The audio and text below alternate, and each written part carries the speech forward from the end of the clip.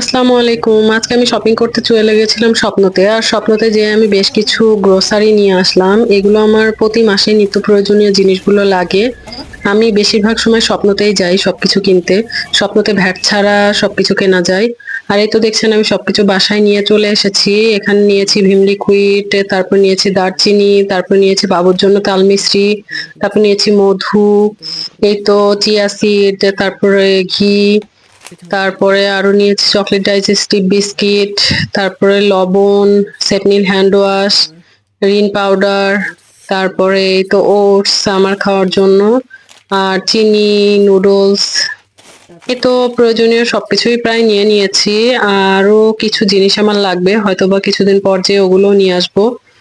আর এই তো, সবাই ভালো থাকবেন। আর আমার চ্যানেলের পাশে থাকবেন। আমার চ্যানেলটা নতুন, আমার চ্যানেলটা সাবস্ক্রাইব করবেন, চ্যানেল লাইক কমেন্ট শেয়ার করবেন। ভালো থাকবেন। আল্লাহ হাফেজ।